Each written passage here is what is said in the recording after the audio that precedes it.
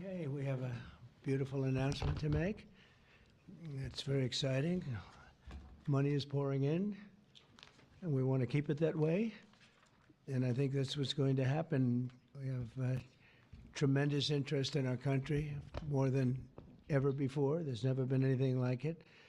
We're almost at a $4 trillion level, and that's something that's never happened. And I think hopefully it's because of the election on November 5th, but it's also because of tariffs, I suspect, Governor.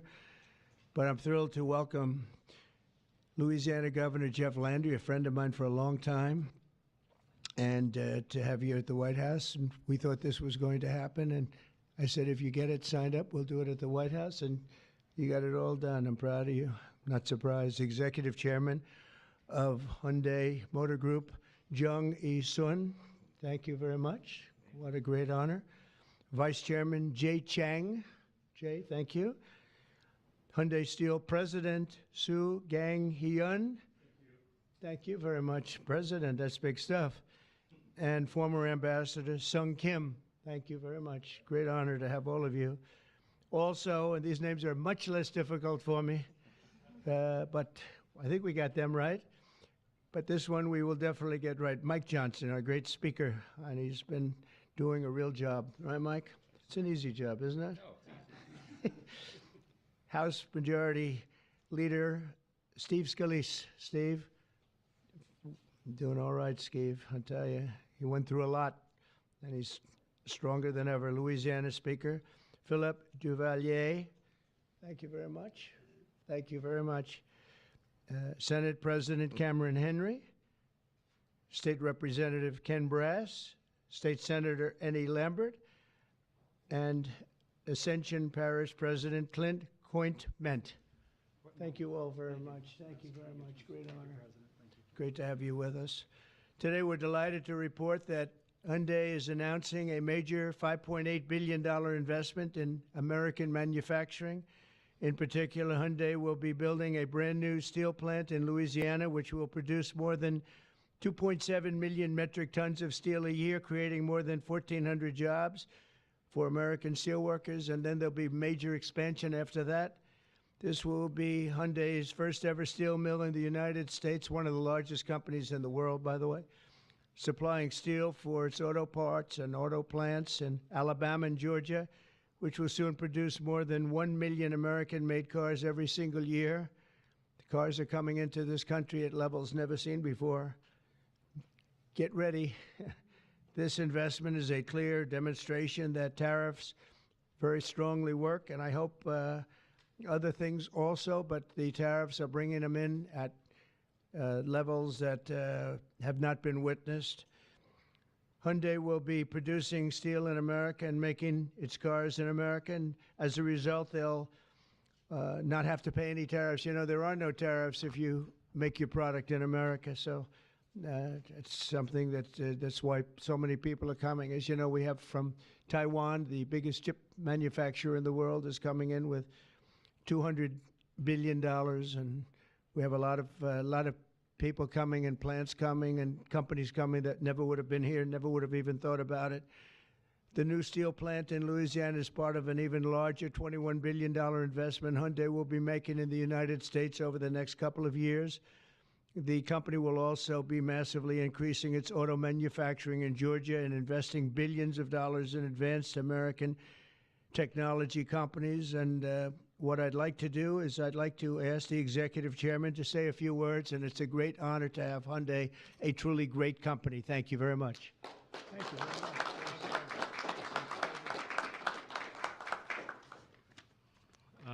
Thank you very much, Mr. President. Thank you for giving me this opportunity to speak here today, and thank you for the invitation. And congratulations on the remarkable start to your new term. It's been good. All right. Great. So Hyundai Motor entered the U.S. 1986. Since then, we have invested over $20 billion and now support more than 570,000 American jobs across all 50 states. Today, I'm pleased to announce an additional $21 billion in a new investment over the next 4 years, our largest U.S. invest ever. A key part of this commitment is our $6 billion investment to strengthen the U.S. supply chain from steel and parts to automobiles. We are especially excited about Hyundai Steel's multi-billion investment in a new facility in Louisiana, which will create 1,300 American jobs and serve as the foundation for a more self-reliant and secure automotive supply chain in the U.S. To mark this milestone, we are honored to visit President Trump alongside Governor Landry and Speaker Johnson and Leader Scalise, deepening our partnership with the United States and reinforcing our shared vision for American industrial leadership. And this week, we are also proud to open our new $8 billion auto plant in Georgia. With this, our U.S. vehicle production will exceed 1 million units per year, as President mentioned.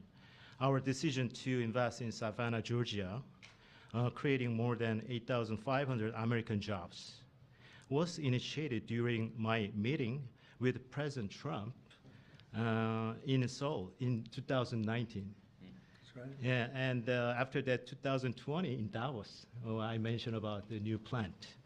So American Jobs was initiated during at the time. Now, as we proudly mark the completion of this transformative project in coincides with the beginning of President Trump's second term, making this moment even more special. Thank you. Yeah. Furthermore, HMG will purchase $3 billion worth of U.S. LNG to support America's energy industry and enhance our energy security. All of these efforts will accelerate the localization of our supply chain in the U.S., expand our operations, and grow our American workforce. With your leadership, Mr. President, Hyundai Motor Group is proud to be a stronger partner in America's industrial future. I'd like to personally invite you to visit one of our state-of-the-art manufacturing facility and see firsthand our commitment to the United States and our American workers. Right. So thank you to our American partners and employees and communities. We are really proud to stand with you and proud to build the future together. Thank you. Well, thank you very much. I thought maybe we have our great speaker, and we have two very good friends, Mike and Steve, and you come from a certain state that we're talking about right now that we love, and I've done very well there. I've always won by a lot. I love that state, so I was happy to hear about it. That's why I said, come on over. But Mike, would you and Steve like to say a few words, please? Sure. Thank you, Mr. President. We're excited. It was mentioned earlier what a great start we've had to your second term, and we're just getting started. Everyone should know that. There'll be more of this because it's the policies that are bringing about the great growth, and it's about leadership. And we have a strong new leader back in the White House, and it makes a big difference because everybody around the world is seeing that, and everyone around the country is applauding it.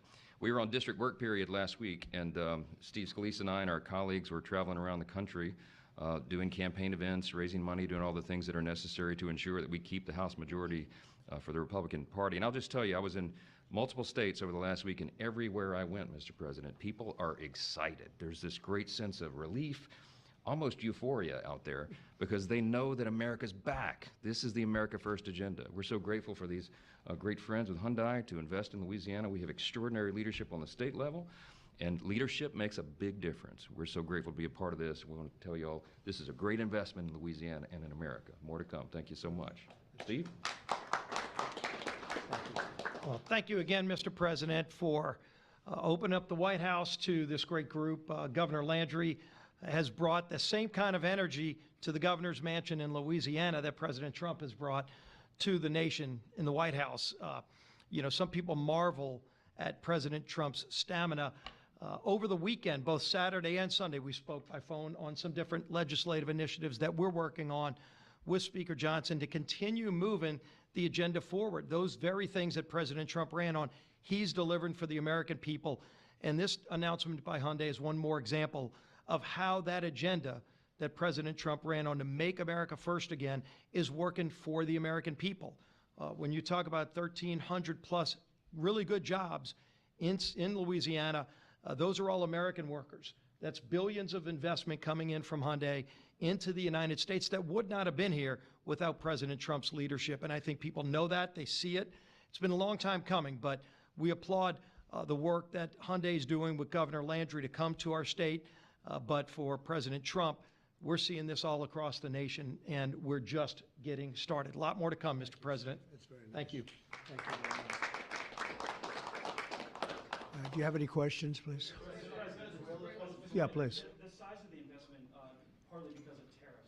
On April 2nd, the reciprocal tariffs will go into effect. Is it truly reciprocal? Are there some countries that might get a break or some sectors that might get a break? Well, I may give a lot of countries breaks, but it's reciprocal, but we might be even nicer than that. You know, we've been very nice to a lot of countries for a long time, but I call it Liberation Day. April 2nd is Liberation Day.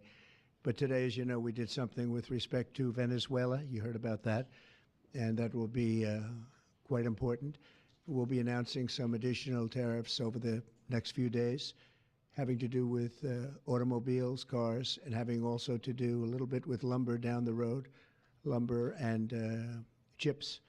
We're going to get all those chip companies coming back. They're already coming back without even doing it. So it's been very good. But we'll be announcing some others. But for the most part, April 2nd will be a big day. That'll be reciprocal day. And we'll be bringing some of the money back that's been taken from us. Let's be nice by using the word taken. I don't want to use a stronger word because these guys are professional politicians and they don't like to hear those words. I refuse to use the word stolen from us, but that's Countries mutually bring down tariffs. Are you seeing that Oh, negotiation? it happened. Well, the European Union lowered their tariffs to 2.5%. We were only at 2.5% for cars, which is very low. And as you probably heard, that European Union lowered their number from much higher than that, many, many times higher, surprised to 2.5%. So that was good. But I don't know that I expect that. It's up to them. But we have reciprocal tariffs. Mr. President, your reaction to the story in the Atlantic that said that some of your top cabinet officials and aides had been discussing very sensitive material through Signal and included an Atlantic reporter for that. What is your response to that? I don't know anything about it. I'm not a big fan of the Atlantic. To me, it's a magazine that's going out of business. I think it's not much of a magazine, but I know nothing about it. You're saying that they had what? They were using Signal to coordinate on sensitive materials and Having to do with what? Having to do with what? What were they talking about? with the Houthis. The Houthis? You mean the attack on the Houthis? Well, it couldn't have been very effective because the attack was very effective. I can tell you that. I don't know anything about it. You're telling me about it for the first time. Anybody else? This announcement on Hyundai, is this a blueprint for you for other automakers to come to the United States to do what Hyundai was doing and investing so much in Louisiana and creating these new jobs? Absolutely. That's a nice question from you. That's a shocking question, how nice it is, huh? That's okay. That's a question that's a good question, actually. Yeah, sure. Hyundai's a great company. We have other great companies coming in, and we have some that are going to be staying here and very much expanding. And we have tremendous interest in every business. I can't just say automobiles, but automobiles is a big one.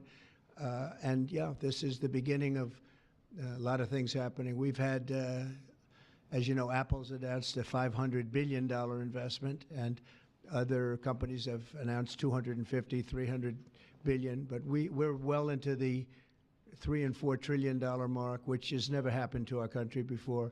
What it really means is jobs. All we care about is jobs, right? We care about quality and quality of life and safety and security, but we care about jobs. And they're going to have we have a lot of people coming in. Governor Landry, if I may, Governor Landry, I would love to ask Governor Landry a question, if you don't mind.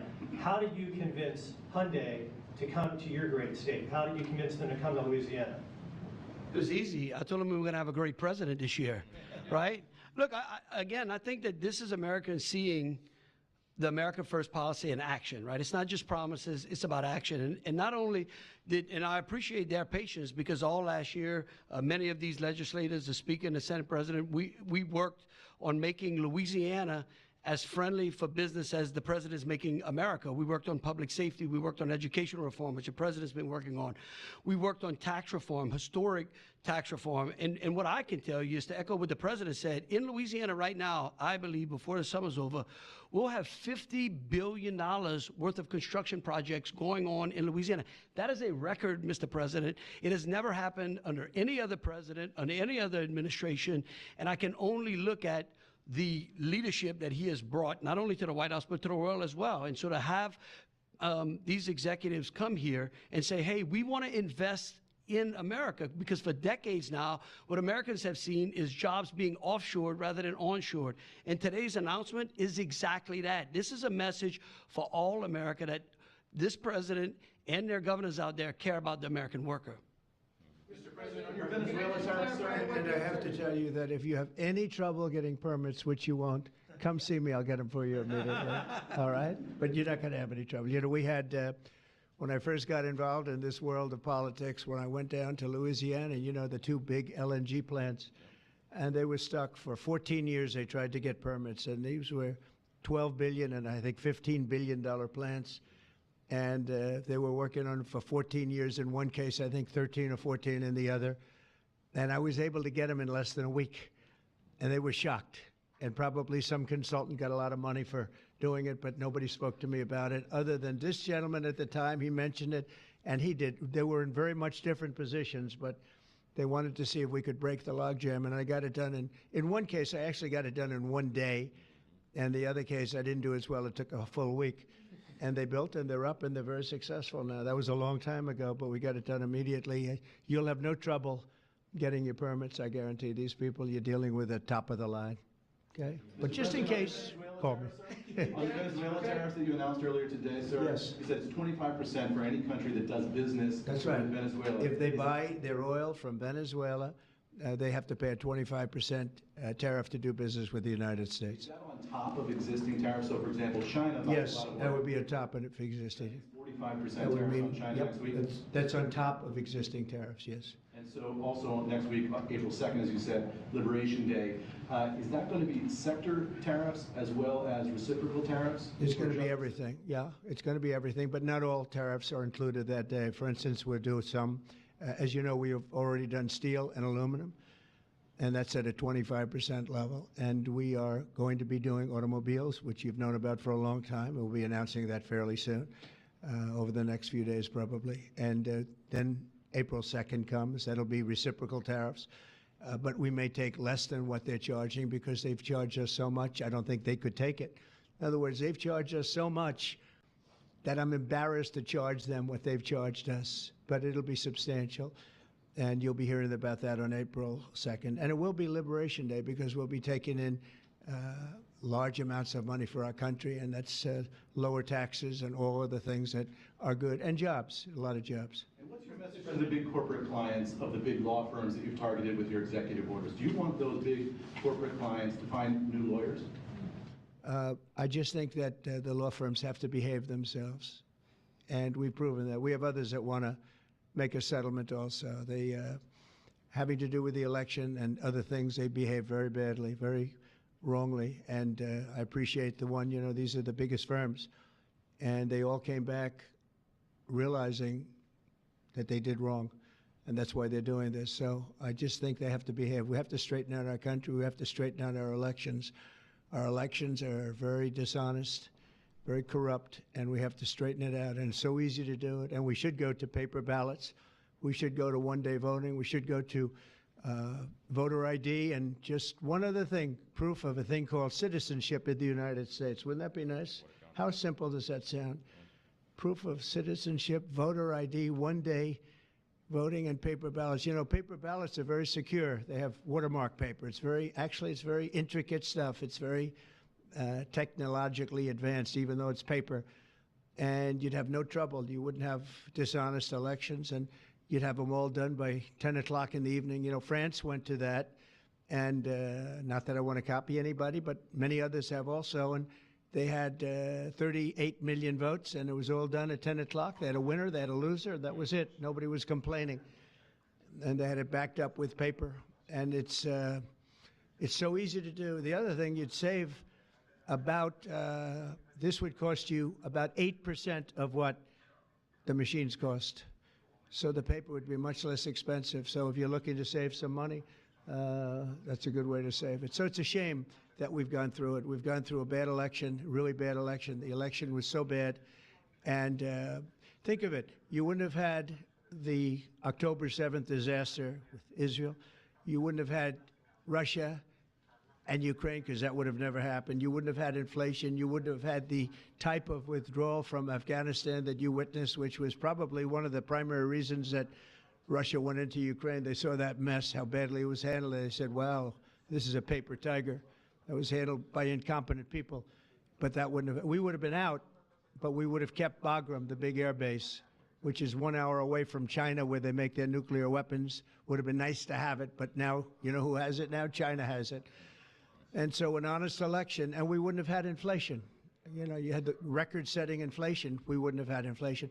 I want to thank everybody for being here. I want to congratulate Hyundai, a great company, and we will do everything possible. And I will say you picked a fantastic state. You're really with tremendous people and tremendous leaders. And Speaker, I want to thank you for doing a great job. You and Steve, thank you very sir. much. Yes, Appreciate sir. it, Steve. Thank you very much. Thank you. Thank you, everybody. Thank you. Violated the Espionage Act, sir? Thank you very much, everybody. Did you get a briefing on that? Would you let